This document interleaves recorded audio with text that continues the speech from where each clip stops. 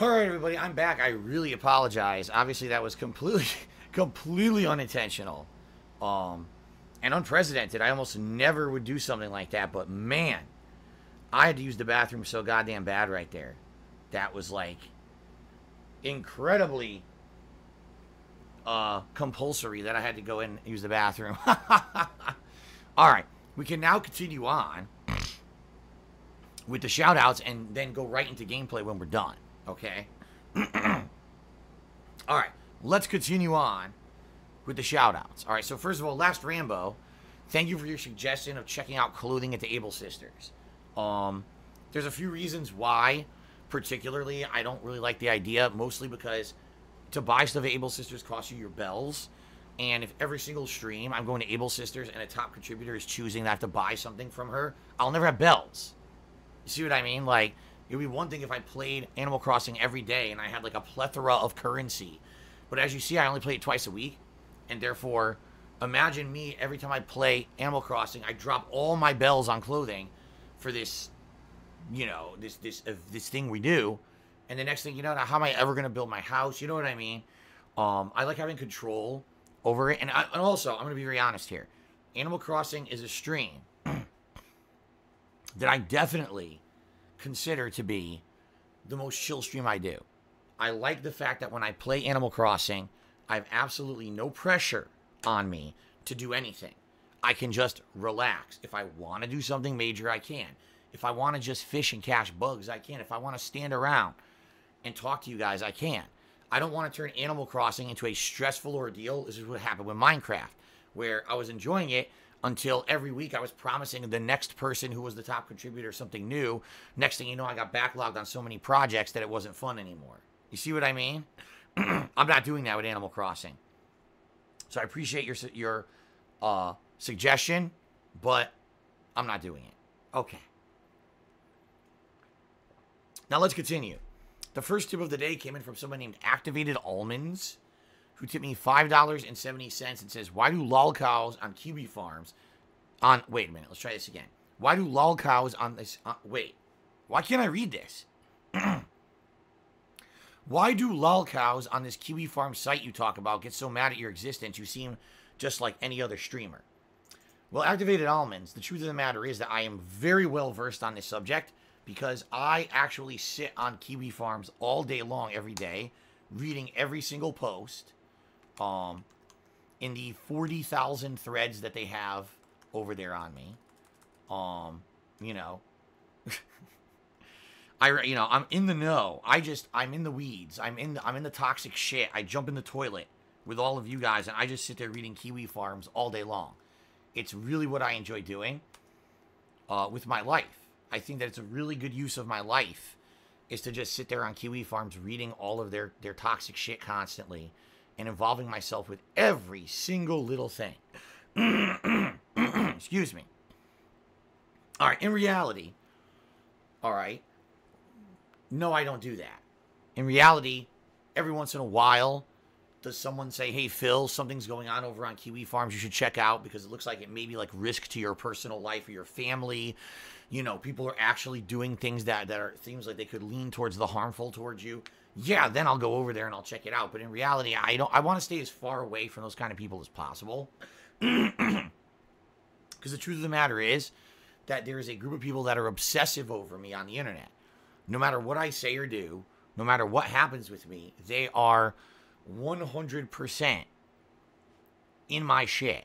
You know, if they could hide in my closet right here in my office while I streamed all day, they would do that. They would actually opt to be... In fact, hold on a second.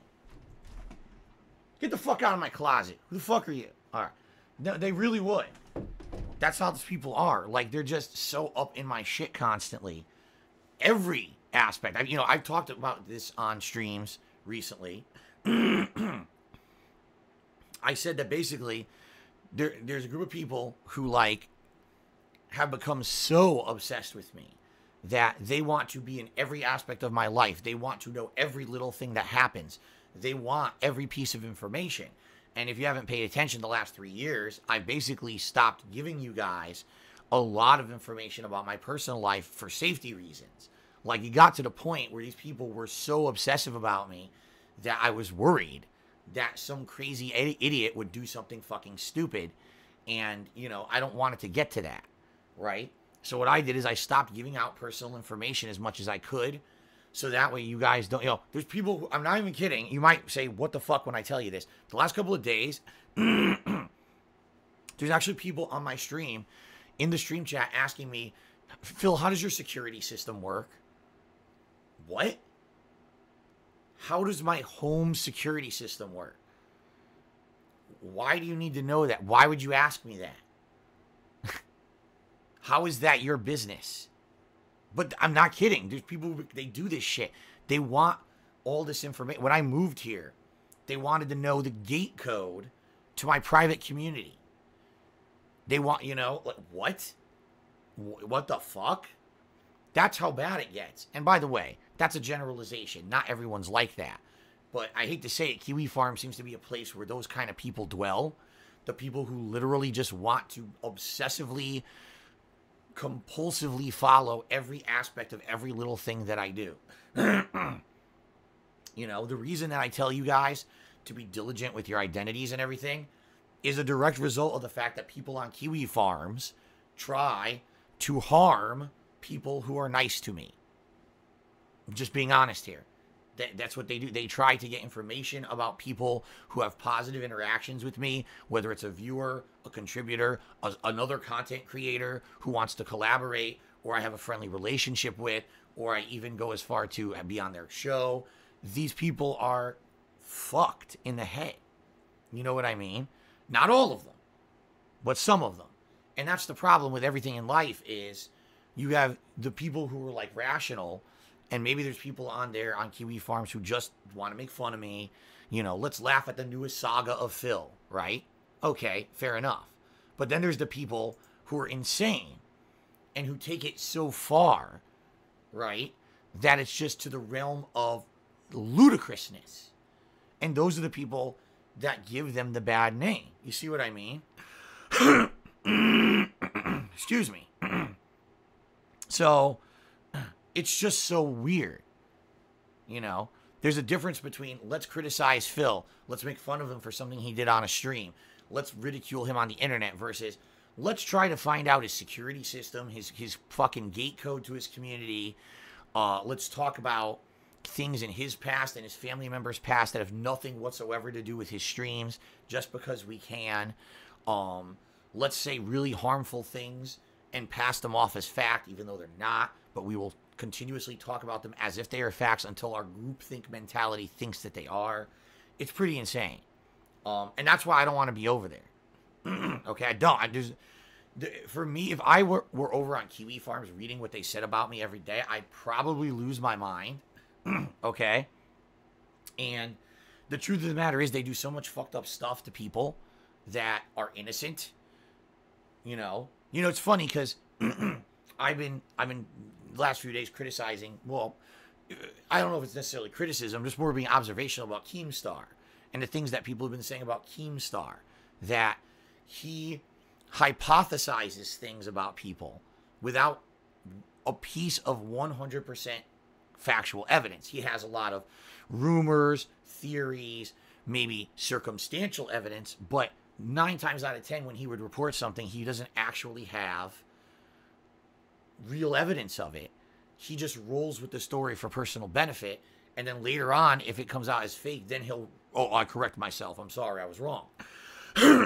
But what about the damage you caused, right?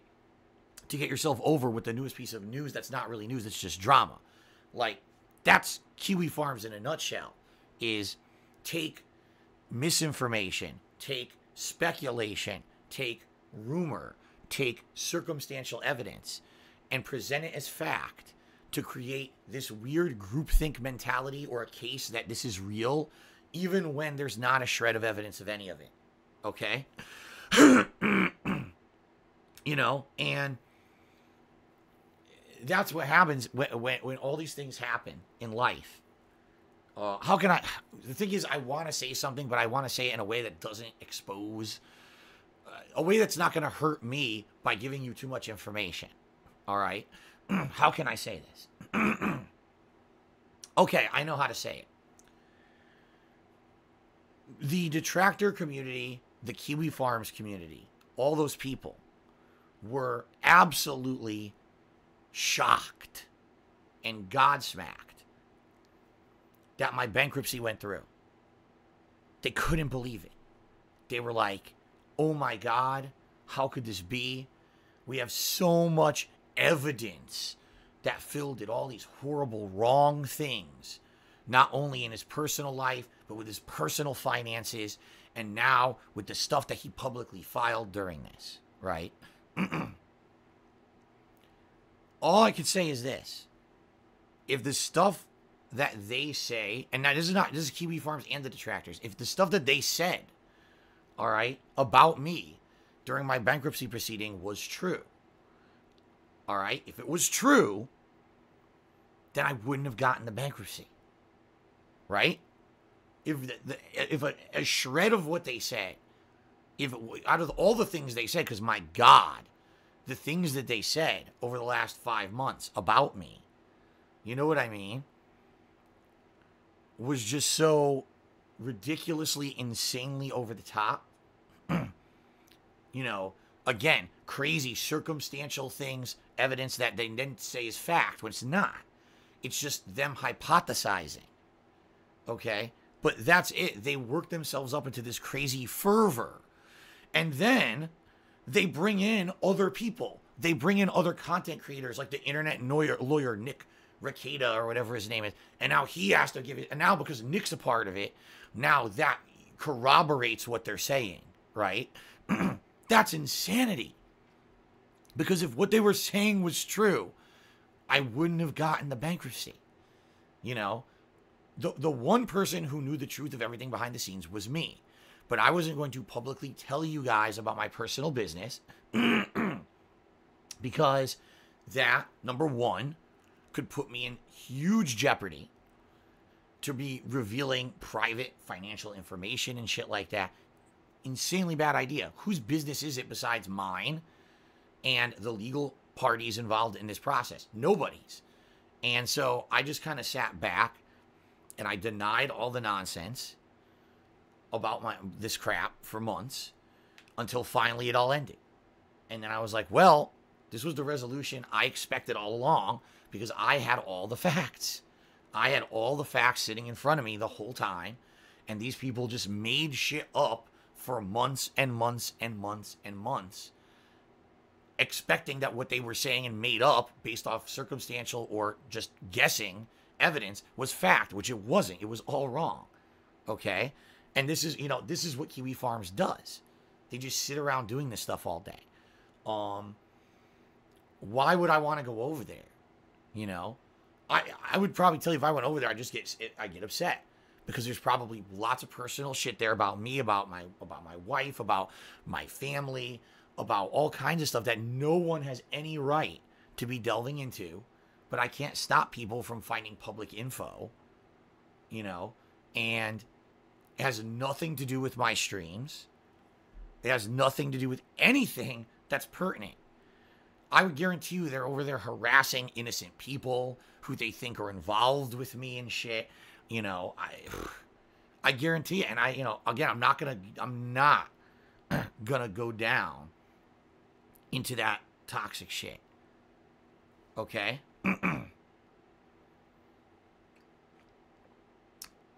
So there you go. All right, let's continue. Veststreak subscribe. Thank you, Veststreak, for the support, and thank you for the sub. Ninstar Rune did a 50-bit cheer. Was that the first cheer of the day? No, actually, it was last Rambo was the first cheer, but there is bigger cheers coming up, so all right. So Ninstar Rune says, in your opinion, what was the best era of YouTube? Not just for content creators, but in general. I missed the star system, but also the red-green like and dislike bar. When the thumbs up, thumbs down did something in the comments, remember the video replies. Yes, I remember all of that. Okay. The original system for YouTube was like really good. When you could have your own customized channel with, artwork or a colorized, what do they call it? Customized background. And you could have a schedule of stuff you're going to do on your page. You could have a community of people posting on your page. You could have not only your own videos, but videos that you favorited, videos you want featured from other content creators, on your page. Basically, back then, all right, your YouTube page was a social media hub of the internet. Okay? You get it? That was the deal. And then they changed it. They turned it into a textbook page. They turned it into a textbook page. It looks like a boring school book. And they took all the personality away from the channels. They took all the customization away from the channels. The channels are bland as shit. And I couldn't tell you anyone that I know that sits on a YouTube channel anymore. There are people who used to tell me, Phil, I could sit on your YouTube channel all day long, watching videos, watching other people's content, interacting with viewers, doing stuff. Now, like, who goes to a YouTube channel anymore? You just search for the newest video, right? Or you're subscribed. You look in your own subscriber box for the new video. You don't go to a YouTube channel. YouTube literally killed the reason why a lot of people wanted to use the site.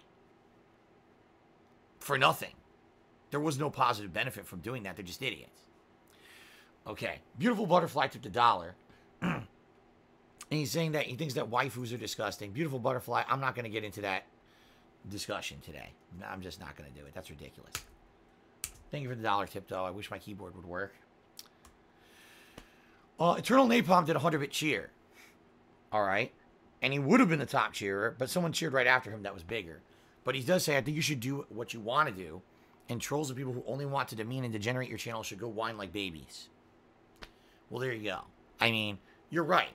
I can't really sit here and cater to those who are going to move the goalpost no matter what. As I already said earlier, what's the point of me sitting here and basically catering to those who will never be satisfied? What I need to do is find that happy medium. I need to accept criticism and change for the better, but also don't let myself get so wrapped up in people who are never going to be satisfied that now I can never really be happy with what I'm doing. You see what I mean? I got to find that balance. King Andrew the Tyrant did a 300-bit cheer. It says, you should install Gentoo Linux Uncut Raw and proceed to game on it for a $300 tip goal. I have no idea what you just said. Like, no ifs, ands, or buts about it. I have no idea what any of that is. And I'm not going to be doing Linux gaming. I don't know what's going on. Anyway, let's continue, shall we? Hold on a second. Sadly, the stream, actually it fits. Never mind. I was just going to say it's too big, but it barely fits, but it fits at the top of the screen. Okay. Fanny Schmeller. Cheers, his turtle head poking out. I mean, yeah, that's what was happening. Alvaro Ponte to me $4.20 and says, Phil, hope you, Kat, and Jasper are good. Today's my birthday. Thanks for the entertainment. Happy birthday, Alfred. I hope you have a good day. And I hope that things go well for you. I know during this pandemic, you know, things are limited what we can all do. I certainly didn't have the most amazing of birthdays this year either. But it is what it is. I hope you have a good day. Thanks for stopping by. Thanks for supporting on your birthday, which you didn't have to do. I appreciate that very much. Okay? Kyle just subscribed for 9 months in a row. And he says, what the fuck? Hold on. My phone is completely locked. What the fuck is going on? Yeah, I don't know what's happening. I have to turn my phone off. Oh. That was weird. That's never happened to me before. It might be a sign my phone is getting on its last legs here. Because it was like, it popped up with a message. I was like, oh, okay, I'll just close it. It wouldn't even react. I was like clicking it and nothing was happening. I was like, come on, do something. Anyway, now it's working again. Okay, so Kyle has resubbed for 9 months in a row. Says, keep on keeping on. I hope you remembered what you did in Banjo. There's a test later. Excuse me. I don't know what you mean by that. If you mean, do I remember all the actions that I took in Banjo? Wasn't that at the end of Banjo 1 as well? Where there was like a quiz at the end of the game where it was like, you know, this person had this many items, you collected this many items, you did this in this world and this and that. You know, I think that was in the first game too, if I'm not mistaken. So I guess it's not surprising if that's actually here in the second game as well. Hopefully I gotta pay attention, right? Ninstar Rune cheered and says, "Don't worry, Keemstar can always fall back on his voice acting career like he did in Hunt Down the Freeman." All right, I have no idea what that means, but thanks for the cheer.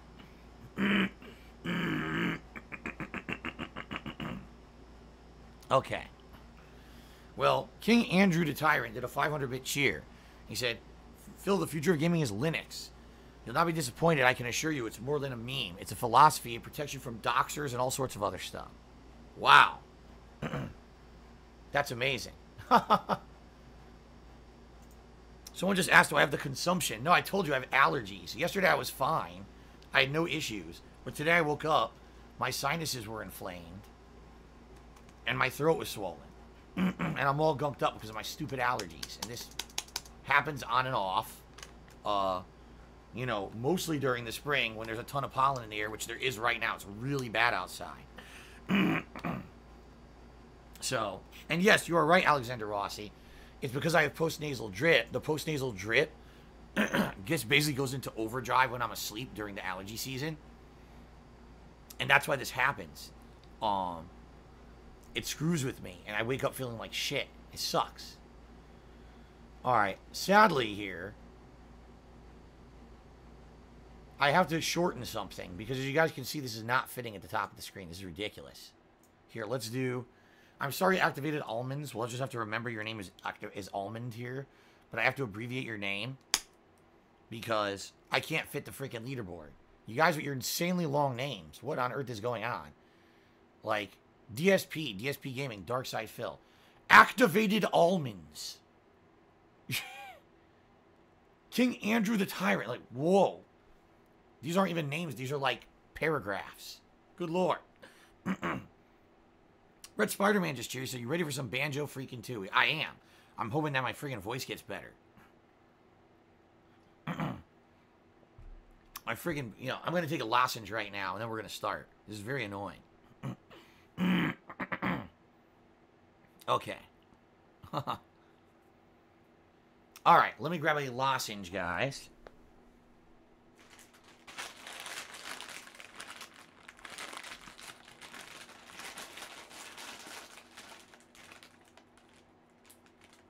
Here we go.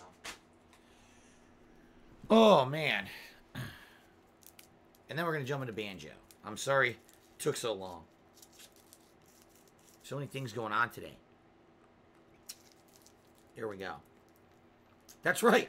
Mark C says, clip that throat clear, YouTuber. You do that. All you people out there who record my shit to repost it to your own channels, you get that throat clear. You make fun of my physical shortcomings, of my postnasal drip, my allergies. You go ahead and you post that right up on your channels, the throat clear in a loop. In fact, I challenge you for the first person who will be the first person to make a 5-hour loop of just that throat clear and put it on their channel. Go ahead. Do it. I challenge you. Go ahead. Be that guy. Okay.